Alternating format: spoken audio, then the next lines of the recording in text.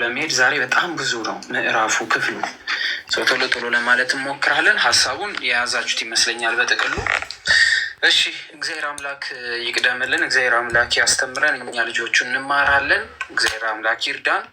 ምዕራፍ 10 ከቁጥር 1 ጀምሮ እስከ 7 ድረስ እንደዚህ ይላል። የዕብራውያን መልእክት ማለት ነው። እንግዲህ ቁጥር 1 ላይ እንደዚህ ይላል። ሕጉ ሊመጣ ያለው የበጎ ነገር እውነተኛ አምሳል ሳይሆን የነገር ጥላ አለውና፣ ስለዚህ በየዓመቱ ዘወትር በሚያቀርቡት በዚያ መስዋዕት የሚቀርቡትን ሊፈጽም ከቶ አይችልም በማለት ያስቀምጣል። እንደዚህማ ባይሆን የሚያመልኩት አንድ ጊዜ ተነጽተው ከዚያ በኋላ በሕሊናቸው በኃጢአት ስላላወቁ ማቅረብን በተወ አልነበረም ብሎ ይጠይቃቸዋል። ነገር ግን በዚያ መስዋዕት በየዓመቱ የኃጢአት መታሰቢያ አለ፣ የኮርማዎቹም የፍየሎቹም ደም ኃጢአትን ወጥቻለሁ ይላል በማለት ያስቀምጣል። እንግዲህ ይህ ክፍል ሲናገር ሕጉ ሊመጣ ያለው የበጎ ነገር እውነተኛ አምሳል ነው ሲል ወይም አምሳል ሳይሆን ሲል ሕጉ በማለት የሚያስቀምጠው ሕገ ኦሪትን ሲሆን ሊመጣ ያለው የሚለው ቃል ወደፊት የሚመጣ መሆኑን የሚያመለክት ይሆናል። በጎ ነገር የተባለው ሕገ ወንጌል፣ ሕገ ኦሪት እውነተኛ ሕግ ወይም ቋሚ ሕግ አለመሆኗን ይናገራል ማለት ነው።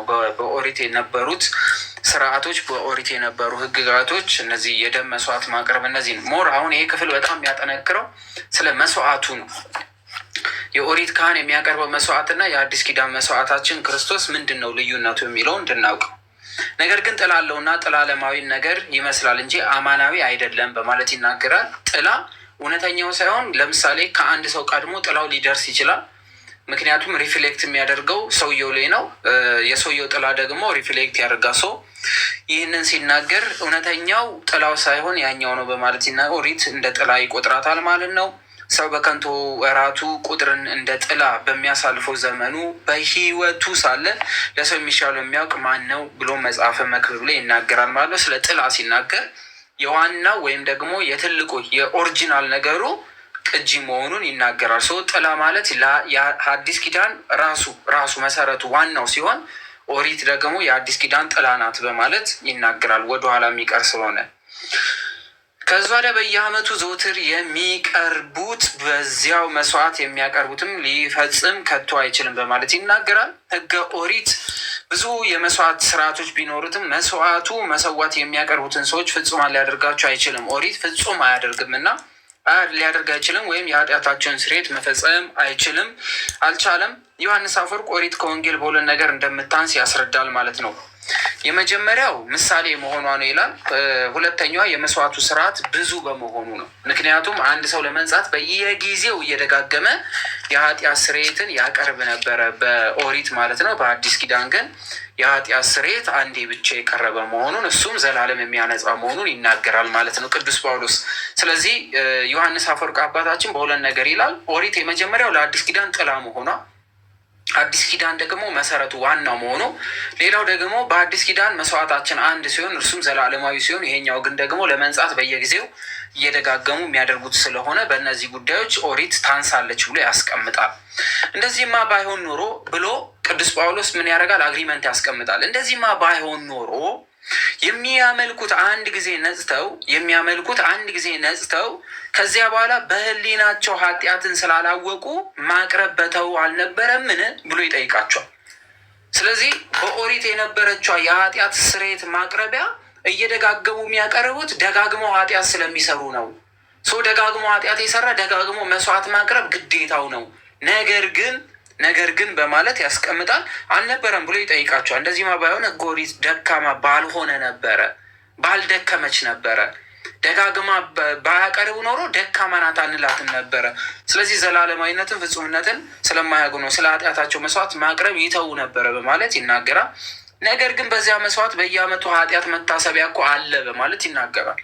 በባለፈው ዓመት የኃጢአት ስርየት ለማግኘት የገባው ካህን በዚህኛው ዓመትም እጣው ከደረሰው ያንኑ ስርዓት ለመፈጸም ለመንጻት መጀመሪያ በደም ከዛ ወዲያ ልብሱን የሚቀጥለው ላይ ደግሞ ለኃጢአተኛው ምን ያደርጋል? መስዋዕት ያቀርብ ነበረ በማለት ቅዱስ ጳውሎስ ይናገራል። ስለዚህ መንጻት ፍጹምነት፣ ንጽህና የሚባል በኦሪት የለም።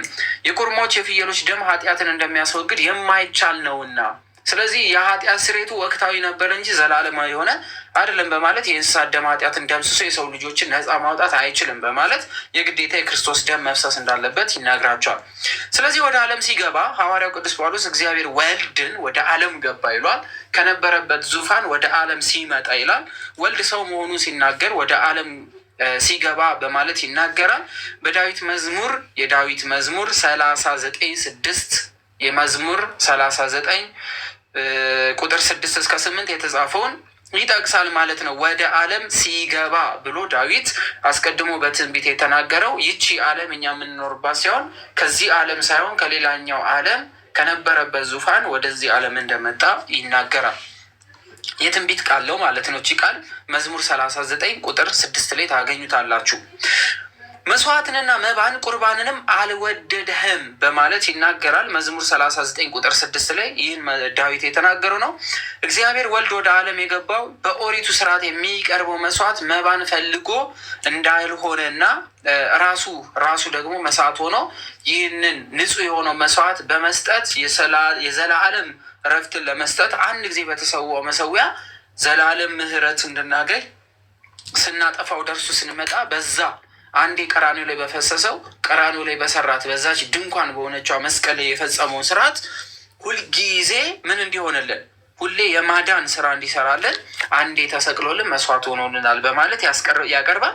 ነቢያት የኦሪትን ማለፍ አስቀድሞ እንደተናገሩ ነቢያት ከተናገሩት አምጥቶ ተናገረ ማለት ነው። ስለዚህ እኛ አይደለን የምንላችሁ ወይም ክርስቶስ መምጣቱን ያላስተዋላችሁ አስቀድሞ ነቢያት እነ ዳዊት ሌሎቹ ሁሉ ስለዚህ ጉዳይ ምን ብሏል ተናግረዋል እና ይህንን ልታውቁ ይገባቸዋል ማለት ይናገራል። ጌታችን ኢየሱስ ክርስቶስ ከመምጣቱ አስቀድሞ መስዋዕታቸው እንዳለፈ ተናገረ በማለት ይናገራል። መስዋዕታቸውን ተቀባይነት እንደሌለው ይናገራል።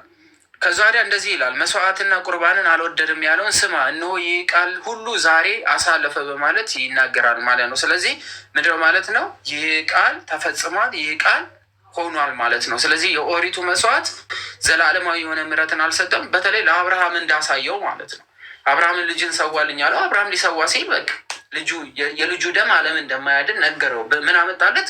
የአዲስ ኪዳን በግ ተብሎ የተጠራው ክርስቶስ መጥቶ በይስሐቅ ፋንታ እንደሚታረድ በጉን አምጥቶ አሳየው። ለአዲስ ኪዳን ቃል ኪዳኑን እንዴት አድርጎ የሰው ልጆች የአብርሃምን ልጆች ሁሉ እግዚአብሔር አምላክ እንዴት እንደሚያድናቸው በዛ በሞሪያም ተራራ ላይ በምሳሌ መልክ ለአብርሃም ተናግሮታል። ራሱ ደግሞ ልጁን ልኮ ደግሞ ፈጽሟል ማለት ነው።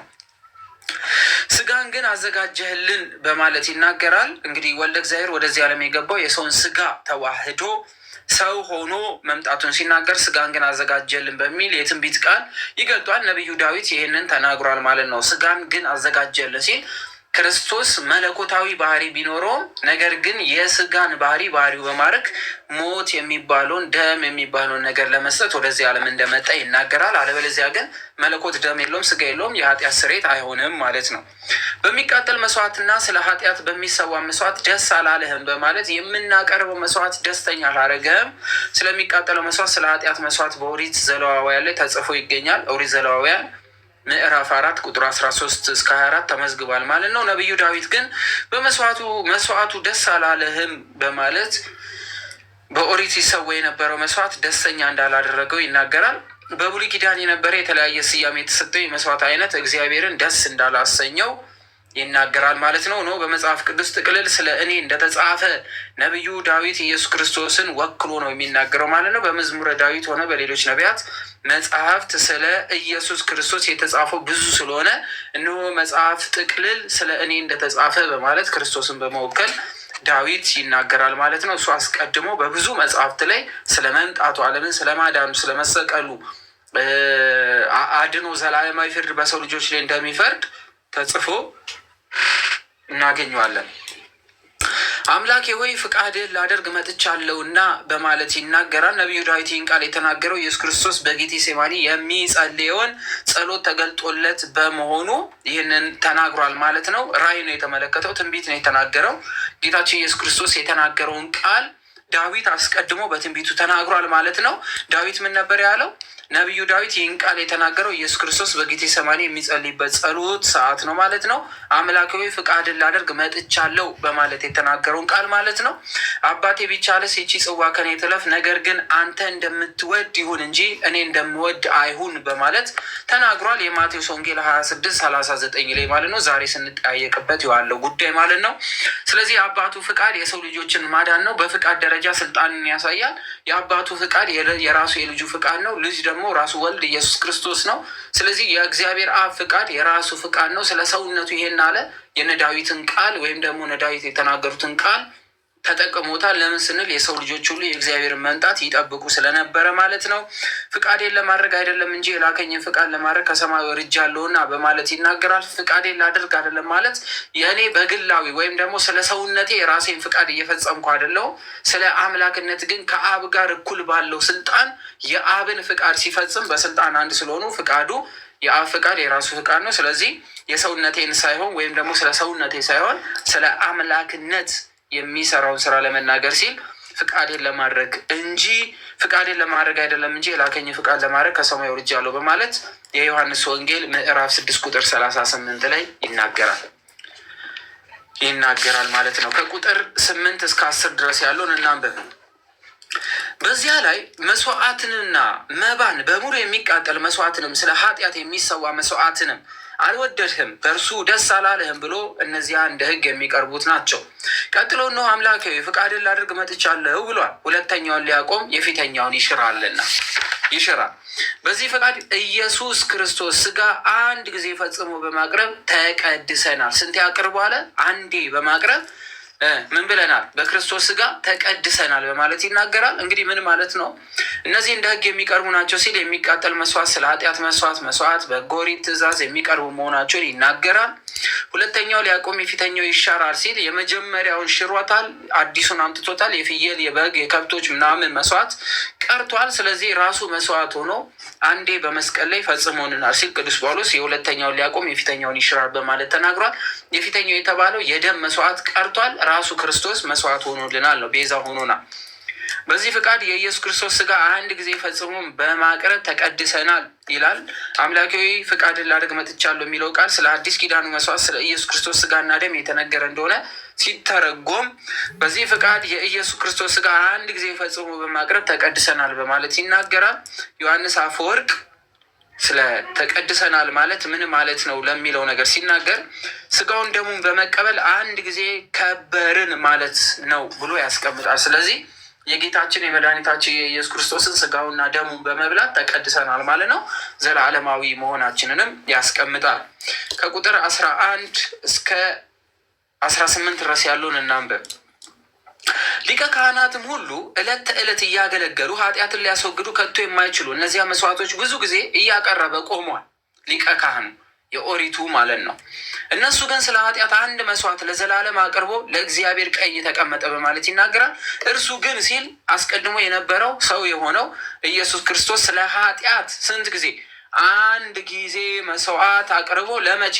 ለዘላለም አቅርቦ ለእግዚአብሔር ቀኝ ተቀመጠ ይላል። እግዚአብሔር አምላክ ቀኝ ግራ የሌለው ሲሆን ቀኝ የምትለው ስልጣን ኃይልንና ጉልበትን የሚያሳይ ሲሆን እግዚአብሔር አምላክ ቀኝ ግራ የለውም። ምክንያቱም መለኮት ስለሆነ መለኮት በሁሉ ቦታ አለ። ለመለኮት ቀኝና ግራ የለውም። አንድ ውስን ለሆነ ሰው ቀኝና ግራ እንላለን። መለኮት ግን ቀኝ ግራ የለውም። ሰው ቀኝ የሚለው ምንድን ነው? ተቀመጠ ሲለውስ ምንድን ነው ስንል መቀመጥ የፈራጅ ወይም ደግሞ የዳኝነት መገለጫ ሲሆን ዳኛ ፈራጅ አምላክ መሆኑ ሲናገር ተቀመጠ ይላል። ቀኝ የሚለው ደግሞ በኃይል በስልጣን በጉልበት ማለት ይሆናል ማለት ነው። በእግዚአብሔር ቀኝ ተቀመጠ ሲል የምትለው ቃል መለኮታዊ ኃይሉን የምትገልጽ ሲሆን በስጋ ሞተ ስንል የስጋውን በስንል ደግሞ አያያዥ ናት። ስለዚህ በስጋ ቀኝ ተቀመጠ ሲል በሚለው ስለ ሰውነቱ ይጠቅስና ይህንን ሰውነት ሳይቶ በእግዚአብሔር ቀኝ ወይም ደግሞ በስልጣንና በክብር ተቀምጧል የሚለውን ይናገራል። መቀመጥ ዙፋን ላይ መቀመጥ ምናምን አድርጋችሁ እንዳትወስዱ።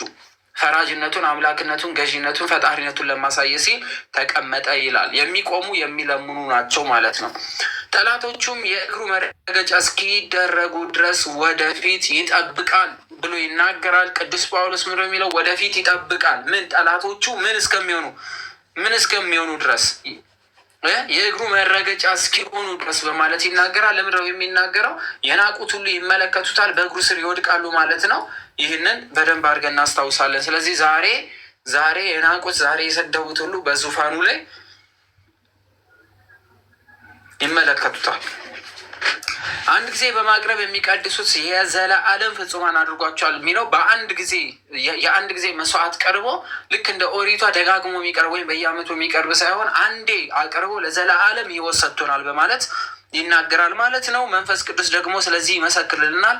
ከዚያ ወራት በኋላ ከእነርሱ ጋር የምገባው ኪዳን ይህ ነው ይላል። ጌታ በልባቸው ሕጌን አኖራለሁ በልባቸው እጽፈዋለሁ ብሎ ከተናገረ በኋላ ኃጢአታቸውን አመፃቸውን ደግሜ አላስብም በማለት ተናግሯል። መንፈስ ቅዱስ ደግሞ ስለዚህ ይመሰክርልናል። ከዚያ ወራት በኋላ የሚለው ጌታችን ከተሰቀለበት በኋላ ከእርሱ ጋር የምገባው ኪዳን ይህ ነው በማለት ይናገራል። በልባቸው ሕጌን አኖራለሁ በማለት ይናገራል። ስለዚህ ወንጌል መማራችን በልቦናችን ዳኝነት እንዳለብን ይነግረናል ማለት ነው። ኃጢአታቸውን አመፃቸውን ደግሜም አላስብም ይላል። የእነዚህም ስርየት ባለበት ዘንድ ከዚህ ወዲህ ስለ ኃጢአት ማቅረብ የለም በማለት ይናገራል። የእነዚህ ስርየት ባለቤት ባለበት ዘንድ ከዚህ ወዲህ ስለ ኃጢአት ማቅረብ የለም ብሎ ስለ ኃጢአት ሰዎች በግ፣ ፍየል፣ ዋኖስ ምናምን እየጎተቱ ወደ ቤተ መቅደስ መሄድ እንደሌለ ቅዱስ ጳውሎስ ይናገራል ማለት ነው። ሊቀ ካህናት ሁሉ ዕለት ተዕለት እያገለገለ ሲል ሊቀ ካህን ሁሉን ሲል በብሉይ ኪዳን ዘመን የነበሩ ሊቀ ካህናት መሆናቸው ግልጽ ነው። ሰው እነዚህ ለአገልግሎት መቆሙን ይገልጻል። ለአገልግሎት የሚፈጽሙት ዕለት ተዕለት ነበረ። የሚቀርባቸው መስዋዕት ኃጢአትን ሊያስወግዱ የማይችሉ ነበሩ። ስለዚህ በየጊዜው በየዓመቱ ይህን ስርዓት ይፈጽሙ ነበረ ሲል ዕለት ተዕለት ብሎ ይናገራል። እሱ ግን ስለ ኃጢአት አንድን መስዋዕት ለዘለዓለም አንድን መስዋዕት ሲል አንድ የቀረበው መስዋዕት ዘላለማዊ እንዲሆን አድርጎታል ማለት ነው። በእግዚአብሔር ቀኝ ተቀመጠ ይላል። ስልጣን ኃይልን ያሳያል። ራሱ ደግሞ ንጹሕ ስለሆነ ይህን መስዋዕት አድርጎ የሰው ልጆች ሁሉ ወደ ዘላለማዊ ሕይወት መልሷል የሚለውን ይይዝልናል ማለት ነው።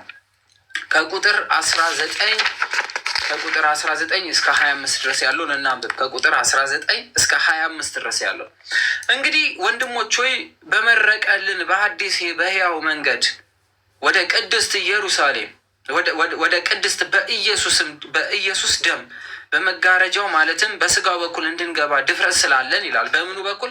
በስጋው በኩል ምን እንድንገባ ድፍረት ስላለን በስጋው በእግዚአብሔር ቤት ላይ የሆነ ታላቅ ካህን ስላለን ይላል። በእግዚአብሔር ቤት ሲል የላኛውን ዙፋን ይናገራል። ታላቅ ካህን ስላለን፣ ስለዚህ ክህነቱ ስለ ሰውነቱ ዘላለማዊ ካህን ስለሆነ የባህሪው ክህነትም ስላለው ክህነትን የሚሰጥ የባህሪ ይቅር ባይና ራሱን መስዋዕት አድርጎ ያቀረበ መሆኑ ሲናገር በእግዚአብሔር ቤት ላይ የሆነ ታላቅ ካህን ስላለን ብሎ ይናገራል።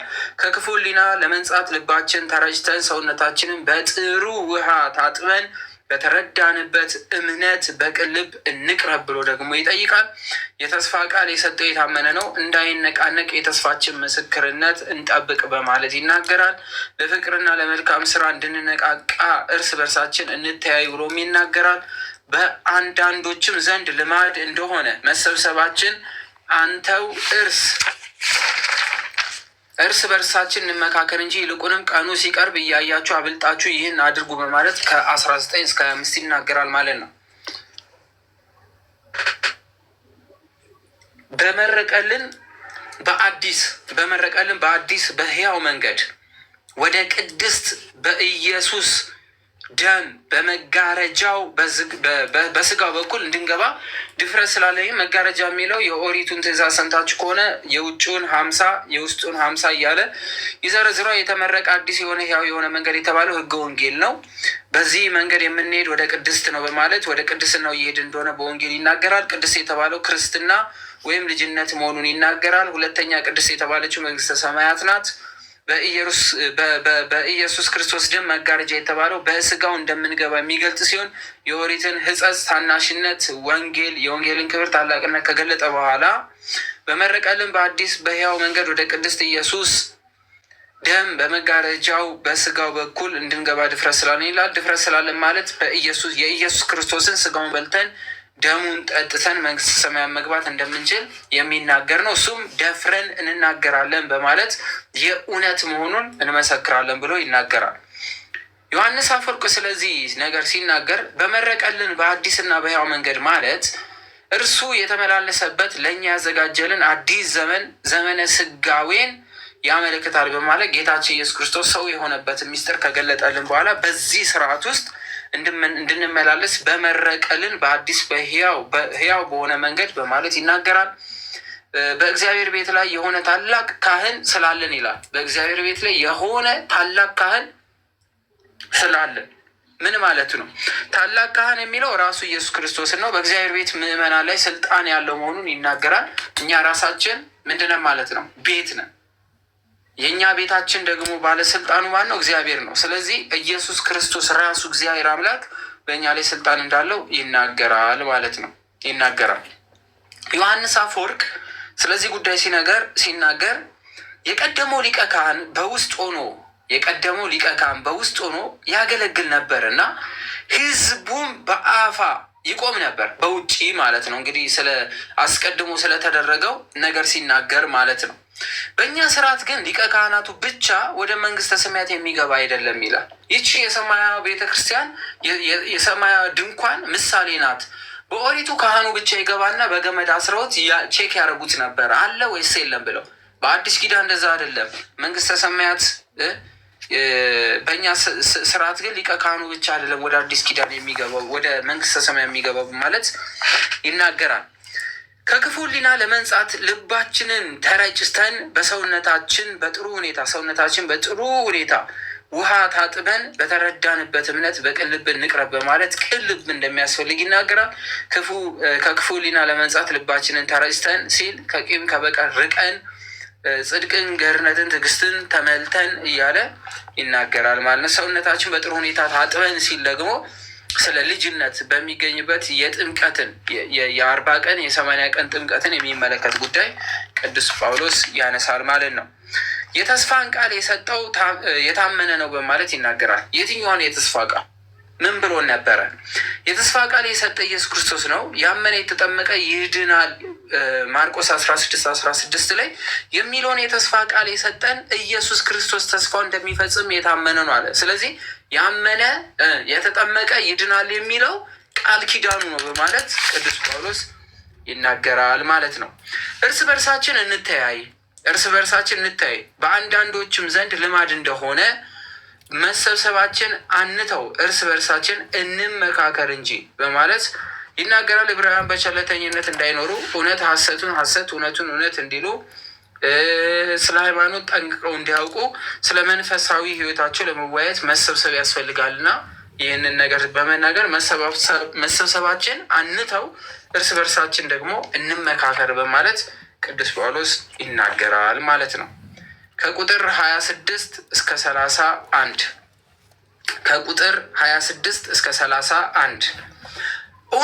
እውቀትን ከተቀበልን በኋላ ወደ ኃጢአት ብናደርግ ከእንግዲህ ወዲህ ስለ ኃጢአት መስዋዕት አይቀርብልንምና። ስለዚህ አስቀድመው የሚበድሉ ሰዎች በግ፣ ከብት፣ እንስሳ ምናምን አምጥተው ደም ያፈሱ ስለነበረ አሁን ማቅረብ አይጠበቅብንም። የሚያስፈራ ግን የፍርድ መጠበቅ ተቃዋሚዎችን ሊበላ ያለው የእሳት ብርታት አለን በማለት ስለ ቅዱስ ሥጋው ይናገራል። የሙሴን ሕግ የናቀ ሰው 2 ወይም 3 ቢመሰክሩበት ያለ ርኅራኄ ይሞት ስለነበረ የእግዚአብሔር ልጅ የረገጠ ያንን የተቀደሰበትን የኪዳኑን ደም እንደ ርኩስ ነገር የቆጠረ የጸጋውን መንፈስ ያክፋፍ እንዴት ይልቅ የሚብስ ቅጣት የሚገባው ይመስላችኋል ብሎ ይናገራል። የእግዚአብሔር ልጅ የረገጠ በማለት እንግዲህ የኦሪቱን ሀሳብ ያነሳና ከዛ ወዲያ የእግዚአብሔር ልጅ የረገጠ ደግሞ ያንን የተቀደሰውን የኪዳን ደም እንደ ርኩስ ነገር የቆጠረ በማለት የክርስቶስን ሥጋና ደም እንደ ርኩስ ክርስቶስን ሲያገኘው መደብደብ እነዚህ እንደሚያስቀጡ ያሳያል ማለት ነው። ቁጥር 30 ላይ በቀል የኔ ነው፣ እኔ ብድራትን እመልሳለሁ። በቀል የኔ ነው፣ እኔ ብድራትን መልሳለሁ ያለውን እናውቃለንና ደግሞም ጌታ በሕዝብ ላይ ምን ይላል? ይፈርዳል።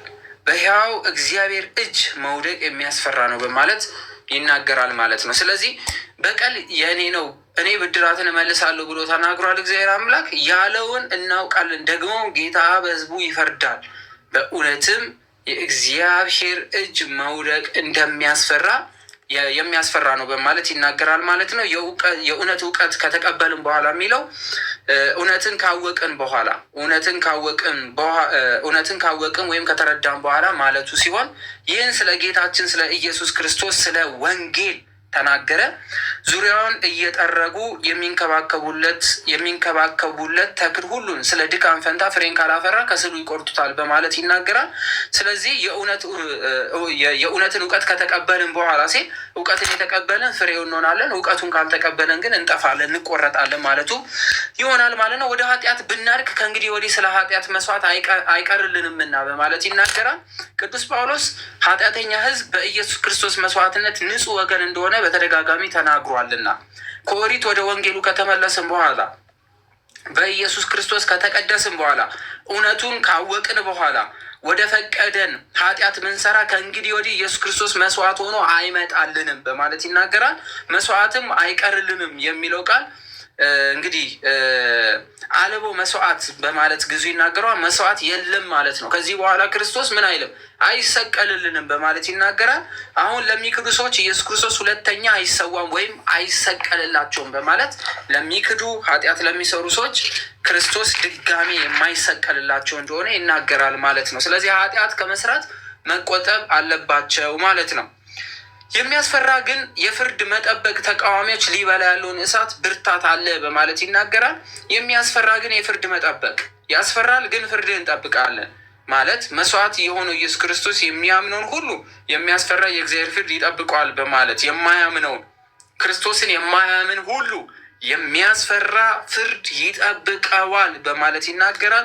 ምክንያቱም ማርቆስ 16:16 ላይ ያለውን ይናገራል። ያመነ የተጠመቀ ይድናል፣ ያላመነ ግን ይፈረድበታል ብሎ ወደ እሳት እንደሚጣል ይናገራል።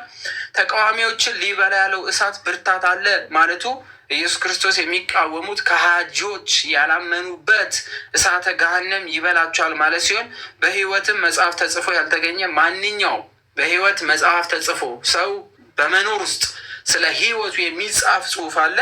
በሕይወት መዝገብ ውስጥ ተጽፎ የማያገኝ የሚክድ ሰው ምን ይሆናል? ማንኛውም በእሳት ባህር ውስጥ ተጣለ በማለት ራእይ 20:15 ላይ ያስቀምጧል። የዮሐንስ ራእይ ምዕራፍ 20:15 ላይ በእርሱ ያላመኑ ማንኛውም በእሳት ባህር ውስጥ ተጣለ በማለት ይናገራል ማለት ነው። ራእይ 19:20 ላይም ተመሳሳይ ነው። የእሳት ብርታት የሚለው በግዕዙ ግሩም ደይን ወእሳት ዘቅንዓት በማለት የሚተረጉመው ቃል ነው። ያው ግዕዙን ብዙም ስላልሆንን ይለፈን። ዳግመኛ እሳተ ገሃነም ዮሐንስ አፈወርቅ እንደዚህ በማለት ይናገራል። የስቃዩን ጽንዓት ያመለክታል ይላል። ዳግመኛም እሳተ ገሃነምን ነፍስ ባለው በአውሬ መሰላት ብሎ ይናገራል። ክፉ አውሬ የሚበላውን ሳይነጥቅ እንደማያርፍ ሁሉ ይህችም እሳት ደመ ነፍስ እንዳለው አውሬ እንደ አንበሳ እንደ ዘንዶ ትነሳሳለች በማለት ይናገራል። በጣም ለመብላት በጣም አድርጋ እነዚህ የኃጢአት ስራ ያለባቸውን ለመቀበል የተዘጋጀች መሆኗን ይቺ አስፈሪ የሆነች ባህር እንደምትገኝ የእሳት ባህር የምትባለው የታመነች እንደሆነ ያስቀምጣል። የሙሴን ሕግ የናቀ ሰው 2 ወይም 3 ቢመሰክሩበት ያለ ርኅራኄ ይገደላል ብሎ ይናገራል ወይም ይሞታል። ቅዱስ ጳውሎስ የሚጽፍላቸው ዕብራውያን የሙሴን ሕግ ኦሪትን ጠንቅቀው የሚያውቁ ስለሆኑም ይህንሽን ያደርጋቸዋል። ስለሆነም በኦሪት ዘኍልቍ 15:30 ላይ እስከ 31 ላይ እና እንዲሁም ዘዳግም 17 ከቁጥር 2-6 ላይ የተጻፈውን ለማስረጃነት ይጠቅስላቸዋል ማለት ነው። በሙሴ ሕግ በብሉይ ኪዳን አስረድቶ ወደ አዲስ ኪዳን ያመጣቸዋል ማለት ነው። በቃ በኦሪቱ ያን የማይፈጽም ሰው ሞት ይፈረድበታል። በአሁኑም እግዚአብሔር አምላክ ያስተማረውን ትምህርት የማትቀበሉ በልጁ በክርስቶስ ያላመናችሁ እሱ ያደረገውን ነገር ሁሉ አምናችሁ የተሰጠን ሕግጋት ሁሉ አምናችሁ ያልተቀበላችሁ ምን አለባችሁ? ሞት አለባችሁ ብሎ ቅዱስ ጳውሎስ ይናገራል። የእግዚአብሔር ልጅ የረገጠ ደግሞ ብሎ ይናገራል። የእግዚአብሔር ልጅ ኢየሱስ ክርስቶስን የሚነቅፍ ማለት ነው እንጂ በእግሩ የረገጠ ምናምን የሚለው እንዳትሄዱ። የሚነቅፍ ወይም ኢየሱስ ክርስቶስ የእግዚአብሔር ልጅ መሆኑን የሚክድ ዛሬ ያው ቀኑን ሙሉ ሲክዱ አይደለ የሰማ ነው። ልክ እንደነዚህ አይነቶችን የሚክዱ የአምላክ ልጅ አይደለም የሚሉ በጠቅላላ የእግዚአብሔር ልጅ የረገጠ ምን ይላል? የተቀደሰበትን የኪዳኑን ደም እንደ እርኩስ ነገር የቆጠረ ይላል። የክርስቶስን መሰቀል የክርስቶስን በመስቀል ላይ ተሰቅሎ ዓለምን ማዳን እንደ እርኩስ እንደ ቀልድ እንደ ጨዋታ የተመለከቱ ሰዎች ምን ይሆናሉ እያለን ነው። የጸጋው መንፈስ ያክፋፋ ወይም ደግሞ የናቀ የሚያቃልል መንፈስ ቅዱስ ለሰው ልጆች የሰጠውን የመንፈስ ቅዱስ ስጦታ የሚያናንቅ የመንፈስ ቅዱስን ልጅነት የሚያናንቅ የሚንቅ እንደነዚህ አይነት ሁሉ እንዴት ይልቅ የሚብስ ቅጣት የሚገባው ይመስላችኋል ይላቸዋል። ያ የኦሪቱን ሕግ ያፈረሱ 3 ወይም 2 ምስክር ካለ በሞት ይቀጣሉ። ነገር ግን የክርስቶስን አምላክነት ልጅነቱን የአምላክ ልጅ ሆኖ መምጣቱን አዳኝነቱን አምላክ ማለታችንን የሚንቅ የመንፈስ ቅዱስ ስጦታ ላይ የሚነጋገርና የሚንቅስ እንዴት ያለ ቅጣት ይሆን የሚቀጣው ብሎ ይናገራል። በቀል የእኔ ነው እኔ ብድራት እመልሳለሁ ያለውን እናውቀዋለንና አለ። ይህችን ቃል ተናግሯልና በቀል ፍርድ የኔ ነው። ዘዳግም ምዕራፍ 32 ቁጥር 35 ዘዳግም ምዕራፍ 32 ቁጥር 35 ሮሜ 12-19 ላይም ተመሳሳይ ቃል ተናግሯል ማለት ነው። ስለዚህ ቅዱስ ጳውሎስ ዕብራውያን ቃሉን እንደሚያውቁ ስለሚያውቅ እናውቃለን በማለት ያሳስባቸዋል። ራሱ ምን ስለሆነ የአብርሃም ቤተሰብ ስለሆነ በሕያው እግዚአብሔር እጅ መውደቅ የሚያስፈራ ነው ይላል። ዕብራውያን ከሃይማኖት ከወጡ እግዚአብሔር እንደሚፈርድባቸው ይናገራል። በእግዚአብሔር እጅ መውደቅ የሚያስፈራ ነው የሚለው በመልካምነት የሚወድቁ ሳይሆን ክደው የሚወጡ ሰዎች እግዚአብሔር አምላክ ሊፈርድባቸው የተዘጋጁ በእግዚአብሔር የፍርድ እጅ ላይ ያሉ ሰዎች ምን ያህል አስፈሪ ነገር እንደሚጠብቃቸው ይናገራል ማለት ነው። እሺ ከቁጥር 32 እስከ 33 ድረስ ያለውን እንመልከት። ከቁጥር 32 እስከ 39 ድረስ ያለውን እስከ 39 ያለውን እንመልከት። ነገር ግን ግማሽ በነቀፋና በጭንቅ እንደ መጫወቻ ስለሆናችሁ፣ ግማሽ እንዲህ ካሉት ጋር ስለተካፈላችሁ፣ ብርሃን ከበራላችሁ በኋላ መከራ በሆነበት በጥልቅ ተጋድሎ የጸናችሁበት የቀደመውን ዘመን አስቡ። ስለዚህ እነዚህ ዕብራውያኖችን የቀደመውን ዘመን እንዲያስቡ ይነግራቸዋል። የሚበልጥና ለዘውትር የሚኖር ገንዘብ በሰማይ ራሳችሁ እንዳላችሁ አውቃችሁ በእስራቴ ራሩልኝ፣ የገንዘባችሁንም ንጥቂያ በደስታ ተቀበላችሁ። እንግዲህ ታላቅ ብድራት ያለው ድፍረታችሁን አትጣሉ። የእግዚአብሔር ፍቃድ አድርጋችሁ የተሰጣችሁን ተስፋ ቃል እንድታገኙ መጽናት ያስፈልጋችኋል። ሰው እነሱ ካልጸኑ ሰማያዊ የሆነቿን እግዚአብሔር አምላክ የገባለቿን ያችን የቃል ኪዳን ምድር ምን ማለት አይችሉም፣ ማግኘት አይችሉም። ስለዚህ ጽኑ ይላችኋል። እንዲህ ጸኑ፣ ያችን ጊዜ እስከሚያገኙ ምንም ነገር እንዳያወዠናብራቸው ወደኋላ እንዳይመለሱ ጽኑ እያለ ይቆጣል ማለት ነው። ገና በጣም ጥቂት ጊዜ ነው ሊመጣ ያለውም፣ ይመጣል ደግሞ አይዘገይም ደግሞ ብሎ ይናገራል። ስለዚህ ፈራጁ ማን ነው? የሚፈርድ ማን ነው? እመጣለሁ ያለው ማን ነው? ሊመጣ ያለውስ ማን ነው? እንደሚመጣ የተናገሩስ ማን ነው? ኢየሱስ ክርስቶስ። ስለዚህ እመጣለሁ አይዘገይም እያለ ነው። አይዘገይም መምጣት ባለበት ሳለ ያለምንም መዘግየት ደቂቃ ሽርፍራፊ ሰከንዶችን ሳያሳልፍ ምን ይላል? ይመጣል። ማን? ኢየሱስ ክርስቶስ። የታመነ ነው። ጻድቅ ግን በእምነት ይኖራል አለ። ስለዚህ አንድ ሰው እግዚአብሔር አምላክን ለማወቅ በምድረው መኖር ያለበት በምድረው የሚኖረው አንድ ሰው እግዚአብሔር አምላክን ለማወቅ የእግዚአብሔርን ድንቅ የሆነ ዓለም ለማወቅ እግዚአብሔር አምላክ የሰራልን ነገር ለመረዳት ከእግዚአብሔር ዘንድ የምናገኘውን ነገሮች ሁሉ ለማግኘት ሰው በምን ይኖራል አለ ጳውሎስ? በእምነት። ስለዚህ ጻድቅ በምን ይኖራል? በእምነት ይኖራል። ጻድቅ በእምነት ነው የሚኖረው። ስለዚህ ገና በጣም ጥቂት ጊዜ ነው ሊመጣ ያለው። ይመጣል ደግሞ አይዘገይም። ጻድቅ ግን በእምነት ይኖራል። ወደኋላም ቢያፈገፍግ ነፍሴ በእርሱ ደስ አይላትም አለ። ስለዚህ ጻድቅ ወደኋላ ቢያፈገፍግ ነፍሱ ደስ አይላትም። እኛ ግን ነፍሳቸውን ሊያድኑ ከሚያምኑት ነን እንጂ ምናቸውን ሊያድኑ? ነፍሳቸውን ሊያድኑ ከሚያምኑት ነን እንጂ ወደ ጥፋት ከሚያፈገፍጉት ግን አይደለንም አለ። በቃ ዛሬ ቀን ሙሉ ወደ ጥፋት ሲሮጡ የነበሩ ሰዎችን አይታችኋል። ለመጥፋት እኮ ለመኖር አይደለም፣ ለጥፋት። ስለዚህ እኛ አንድ አይደለንም በማለት ቅዱስ ጳውሎስ ተናገረ ማለት ነው። በእስራት ሳለሁ ከእኔ ጋር አንድ ሆናችሁ በማለት ይናገራል። እስራቱ ክርስቶስን በመስበኩ ነው። የገንዘባችሁንም ንጥቂያ በደስታ ተቀበላችሁ በማለት ይናገራል። ቅዱስ ጳውሎስ ታስሮ ሳለ ዕብራውያን በገንዘባቸው ረድተውት ስለነበረ እሱ በእስር ላይ ያለ ረድተውት ነበረ። እነዚህ ዕብራውያኖች አስፈላጊ ለሆነው መንፈሳዊ ስራ ሁሉ ገንዘባቸውን ያዋጡ ስለነበረ ክርስቲያን ስለሆኑ ገንዘብ ያዋጡ ስለነበረ ያመሰግናቸዋል።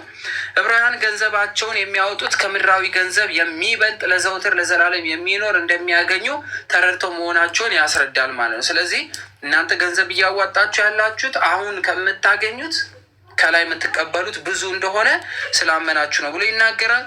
ታላቅ ብድራት ያለውን ድፍረታችሁን አትጣሉ ደግሞ ብሎ ይናገራል። ብድራት ማለት በምድር ላይ የሰሩትን መልካም ስራ በሰማይ ስለሚያገኙት ወደኋላ ከተመለሳችሁ ያ ሁሉ ልፋታችሁ ውድቅ ይሆናል። ሰው አትጣሉት በማለት በድፍረት እንዳይጥሉት እንዲንከባከቡት፣ መልካም ያደረጉትን ነገር እንዳያጡ፣ ቅድስናቸው እንዳያጡ ያስጠነቅቃቸዋል ማለት ነው። የተሰጣቸውን የተስፋ ቃል እንድታገኙ መጽናት ያስፈልጋቸዋል። የተሰጣቸው የተስፋ ቃል መንግስተ ሰማያትን መውረስ ነው። ለሙሴ እንደሰጠው ቃል ኪዳን አይደለም፣ አዲስ ቃል ኪዳን ገብቶላቸዋል። እሱም የአዲስ ኪዳኑ ቃል ኪዳን ምንድን ነው? ለእነ አብርሃምስ የሰጣቸው ምድር ርስት የምታልፈው ርስት ሊሰጣቸው ነው። በአሁኑ ሰዓት ግን የገባልን የታመነ ያመነኝ ግን የዘላለም መንግስትን እንደሚያገኝ ለሰው ልጆች ወደ ተዘጋጀችው መንግስተ ሰማያት እግዚአብሔር አምላክ እንደሚያስገባ ነግሮናል። ስለዚህ ያችን ተስፋ አትጧት እያለ በኃጢአት እንዳይወድቁ ይናገራል። ሊመጣ ያለው ይመጣል አይዘገይም ይላል። ሊመጣ ያለው የሚለው ኢየሱስ ክርስቶስን ሲሆን ዕብራውያን ሊዘገይ ይችላል ብለው እንዳይዘናጉ ቆየብን አሁን አረ እንዴ እመጣለሁ ያለን ምናምን እያሉ እንዳይዘናጉ ይናገራል። ይመጣል ደግሞ አይዘገይም ብሎ ደግሞ ይመልስላቸዋል። የሰው ልጆች ለሃይማኖታቸው ትኩረት የማይሰጡት ይመጣል የተባለው የሚዘገይ የመሰላቸው ስለሆነ ልክ ሰሞኑን እንዳያቸዋቸው እመጣለሁ ካላችሁ 2000 ዓመት አለፋችሁ፣ ስለዚህ እሱ ቀርቷል ሙድ እያያዘባችሁ ነው ምናምን ልክ እንዳሉት ሎቱ ስብሐት እንደዚህ አይነት ነገር የተናገሩ አሉ። እንደነዚህ አይነት ነገሮችን በጣም በጥንቃቄ ልንመለከታቸው ይገባል ማለት ነው። ስለዚህ ይመጣሉ ያለው አምላክ ይመጣል። ነገር ግን መቼ ነው የሚመጣው ለሚለው ደግሞ እነዚህ ምልክቶች ስታዩ የመምጫው ሰዓት ደርሷል ይላል። አሁን ዓለም ላይ እየተከናወነ ያለው ዓለም ላይ እየተፈጸመ ያለውን ነገር አስቀድሞ በወንጌል አስቀምጦልናል። ወንጌልን በትክክል ያነበበ ሰው ደግሞ በዓለም ላይ አሁን ምን እየሆነ እንደሆነ ይረዳል። ለምሳሌ መንግስት በመንግስት ይነሳል፣ ጊዜው ሲደርሳላቸው እየተነሳ ነው። ህዝብ በመንግስት ሊያምጻል አለ፣ እየተመለከትን ነው።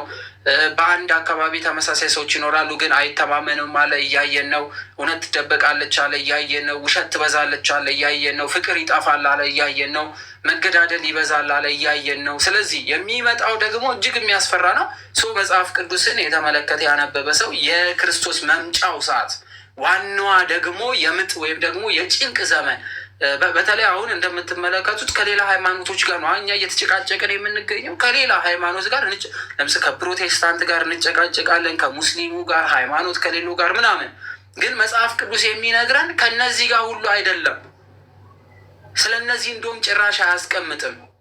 የሚያስቀምጠው ከዚህ የሚበልጥ እጅግ አደገኛ ነገር ከፊት በእርሱ ያመኑ ልጆች እንደሚጠብቃቸው ይናገራል። ይህም ሐሰተኛ የሆነ ኢየሱስ ክርስቶስ እንደሚመጣ ዓለም በጠቅላላ ያመኑ ሁሉ እስከሚክዱት ድረስ ዓለምን እንደሚቆጣጠራት ይናገራል። ይሄ ደግሞ በዚህ በዳንኤል ትንቢት ላይ 7ኛዋ ሳምንት ተብላ የምትታወቀው 69 ሳምንታቶች ተፈጽመዋል። 69 ሱባኤዎቹ አልቀዋል። 7ኛዋ ሱባኤ እየጀመረች ነው ያለችው። እንግዲህ 7ኛዋ ሱባኤ የምትጀምረው እንዴት ነው? እዛ ትንቢተ ዳንኤል ላይ ሲያስቀምጠው ምን አለ? የዓለም ኢኮኖሚ ውዥንብር ውስጥ ይገባል። የገንዘብ ፍሰቱ ሰዎች ከአቅማቸው በላይ ይሆንባቸዋል። ዓለም በጣም በትልልቅ ጦርነቶችና እጅግ አስፈሪ በሆኑ ነገሮች ትዋጣለች።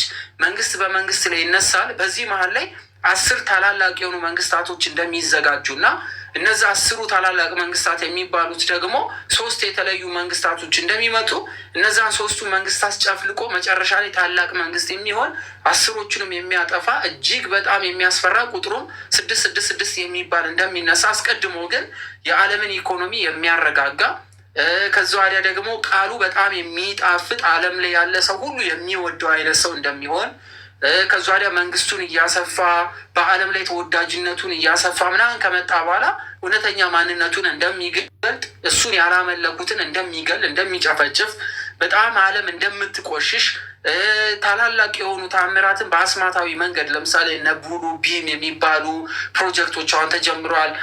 ሰማይ ላይ ደመና ላይ የሆነ መልአክ ሲሄድ ምናምን እያያችሁ ከሆነ ሰዎች እውነተኛው ከሀሰተኛው መለየት እንዲከብዳቸው ስራ እየተሰራ ነው ያለው። እውነተኛው መልአክ ማን ነው? ሀሰተኛው መልአክ ማን ነው?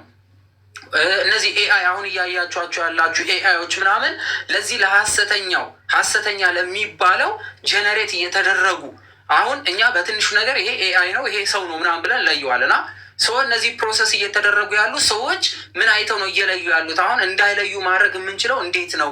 በምን አይነት መንገድ ነው እንዳይለዩ ማድረግ የምንችላቸው ምናምን የሚል ነገር እየሰሩ ነው። ሌላው እሱ ተደብቆ ወይም ደግሞ ታስሮበታል የሚለው ከዮሐንስ ራዕይ ምዕራፍ 12 ላይ በመነሳት ሰርን የሚባል ታላቅ ድርጅት እዚህ ምስራቅ አፍሪካ ወደ ጅቡቲ አካባቢ ላይ ታላቅ ስራ እየሰራ ነው ያለው። ብላክ ሆል የሚባል ነገር ከፍተው የማይፈልጉትን ነገር ይዋጣል ብለው እያሰቡ ነው ያሉት።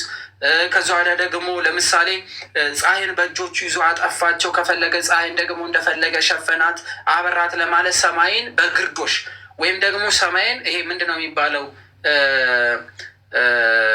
ይሄ በጥላ መልክ ፀሐይን ሙሉ ለሙሉ አጥፍቶ አርቲፊሻል በሆኑ ነገሮች ዓለምን ለመቆጣጠር የምንተነፍሰውን አየር ለመቆጣጠር ከዛ ወዲያ ሰዎች ግብይትን በገንዘብ እንዳያደርጉ ለምሳሌ የዚህ መንግስት አባል ካልሆነ በስተቀር ፕሌን መሳፈር እንዳይችል ምግብ መግዛት እንዳይችሉ ምናምን እንደዚህ አይነት ሙከራዎች እየተደረጉ ነው ያሉት።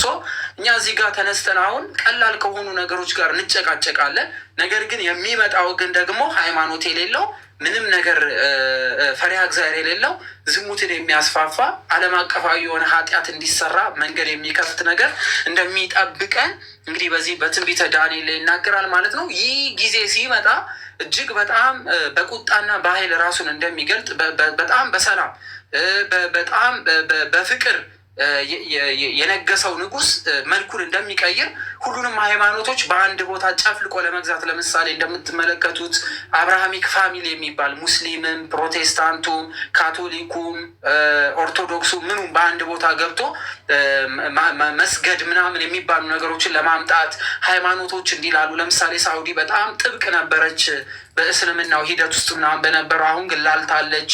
ዱባይን ስትመለከቱ ላልቷል። ኳታርን ስታዩ ላልቷል። ሌሎች ቦታ እስራኤልን ስታዩት እንደምትመለከቱት አዲሱን መስዋዕት ለማቅረብ ግንባታ ጀምረዋል። ሀገሪቱ ላይ ያሉትን መስጊዶች ማፈራረስ፣ ክርስቲያኖችን ማሳደድ፣ እነዚህ ቀያይ የሆኑ ከብቶችን ማዘጋጀት ምናምን እንደነዚህ። ምክንያቱም ቀይ የሆነ ላሞች ካልታረዱ በስተቀር የሚገነቡትን መቅደስ መቀደስ ስለማይችሉ በደሙ ስለሆነ የሚቀድሱት ያንን ደም ስለሆነ የሚረጩት አዲሱን ኢየሱስ ነኝ ያለውን ይሄ መጀመሪያ ኢኮኖሚ ለማረጋጋት ምናምን የመጣ የሚመስለውን ነገር እሱን ወደ አምላክነት ጌታ ነው አምላክ ነው ስንጠብቀው የነበረው ኢየሱስ መጥቷል ዓለምን ሊያድን ነው ምናምን ብለው እሱን ለማንገስ የግዴታ እነዚህ ቀያይ በሬዎች ያስፈልጓቸዋል። ያው ያዘጋጇቸው 3 በሬዎች እላያቸው ላይ ጥቋቁር ነገር በመገኘቱ ለመስዋዕትነት ጊዜው እንዳልደረሰ በማወቃቸው የጀመሩትን ጦርነት አቋርጧል።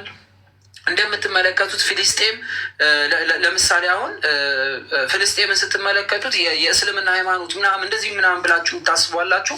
ፊልስጤም ጠንካራ የሆኑ ክርስቲያኖች የሚገኙበት በተለይ እነ ቅዱስ ጳውሎስ ያስተማሯቸው ሐዋርያት ያስተማሯቸው ብዙ ድንቅ ነገር የተደረገባቸው፣ ጋዛን ስታስቧት እነ ፊልጶስ ያስተማሩበት ቦታ በጣም ብዙ አብያተ ክርስቲያናት የሚገኙበት ቦታዎች ናቸው። ኢራንን ብትመለከቷት ዛሬ በክርስትና ሃይማኖት በጣም ጠንካራ እንቅስቃሴ፣ ኢራቅን ብትመለከቷት እንደዛው፣ ሶሪያን ብትመለከቱ እንደዛው በክርስትናው ጠንካራ የሆኑ ሃይማኖታቸውን አጥብቀው የመጀመሪያውን ይዘው የተጓዙ፣ እነዚህ ሊቢያን ብትመለከቷት እንደዛው። ስለዚህ እነዚህን ከተሞች ማፍረስ አለባቸው።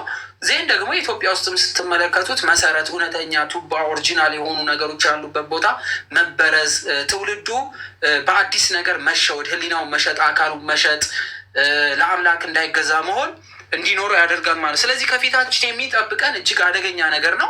ለዚህ ነው መጽሐፍ ቅዱሱ የታመነ ነፍሱን ስለ እኔ ብሎ በምድር ላይ የሚሰጥ ካለ በሰማይ ያገኛታል፣ ነፍሱን ለማኖር ሲል ግን ደግሞ በምድር ላይ የሚያቆያት ወይም ደግሞ ራሱን ለአምላክ ሳይሆን ለምድራዊ ህይወት ለመኖር ብሎ የሚያቆይ ሰው ግን ይሞታል በማለት የተናገረው።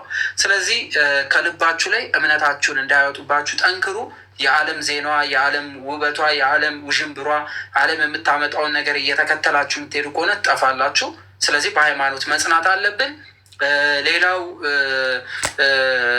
ይሄ መልካም የሆነ ልብ ለምሳሌ የዋህነት፣ ደግነት ለጋስነት፣ ማብላት፣ ማጠጣት ምናምን በብዙ አይነት ሰዎች ከልባችሁ እንዲወጣ ይደረጋል። ፍቅር እንዲወጣ፣ ሰዎችን ስትመለከቱ በጥላቻ እንድታዩ ምናምን ልባችሁ ላይ ቢልድ ይደረጋል። እንደዚህ ነው እየተሰራ ያለው። ለሀገራችሁ ክብር የሌላችሁ፣ በሀገራችሁ ተስፋ የምትቆርጡ፣ ሀገር የሌለው ሰው ተስፋ የቆረጠ ነው የሚሆነው። ስለዚህ ሀገራችሁ እንዳትመቻችሁ፣ ከተማችሁ እንዳይመቻችሁ፣ ቤተሰቦች ተረጋግተው እንዳይቀመጡ፣ ሃይማኖት ያለው በሃይማኖቱ ምን እንዳይጽናና እንትን ምንድን ነው እንዳይበረታ ውስጥ ድረስ በመግባት የምታምኑት እውነተኛ የሆነቿን ቤተክርስቲያን በመበረዝ የሀሰተኛ ቤተክርስቲያን ማስመሰል፣ በጣም የታመኑ ጠንካራ የተባሉ ሰዎችን ምክንያት በመፈለግ እንዲጎዱ ማድረግ፣ እንድትንቋቸው ማድረግ። ነገር ግን እንደው ልክ እንደ እነዚህ እንደ እስራኤላኖች በድንጋይ ከወገራችኋቸው በኋላ ወይኔ መልካም ሰው ገደልኩ ምናምን ብላችሁ እንድታስቡ እንደዚህ አይነት ስራዎች ይሰራሉ ማለት ነው። ስለዚህ ዘመኑ በጣም ጥንቃቄ የሚፈለግበት የምንነቃበት ጊዜ ነው። መጽሐፍ ቅዱስ የሚነግረን ለዛ ነው። ስለዚህ ምን ይላል ማለት ነው?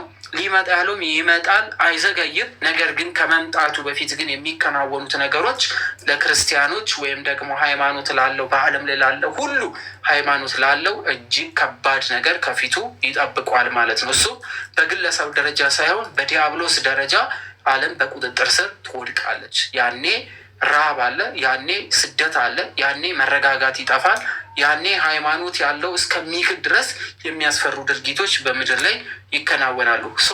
ዛሬ የተማረ ዛሬ ልቡን ያጸና ዛሬ አቋሙን ያጸና ለእግዚአብሔር ይታመናል። ያልጸና ግን ይፍረከረካል። ያው ደግሞ ነፍሱን በምድር ላይ ያኖራታል ማለት ነው። ነፍሱን በምድር ካኖረ ከእግዚአብሔር መንግስት ይለያል። ለዛ ነው ያላየናትን ያችን የተነገረቻንን ተስፋ የምናደርጋት መንግስት ማግኘት ከፈለግን ወደኋላ እንመለስ፣ እንጠንክር በማለት ያስቀመጠው ማለት ነው። እግዚአብሔር አምላክ የነገን እርሱ ያውቃል። እመጣለሁ ብሎናል፣ ይመጣል። ወስብሐት ለእግዚአብሔር ወወላዲቱ ድንግል ወለመስቀሉ ክብር። ይቆየን።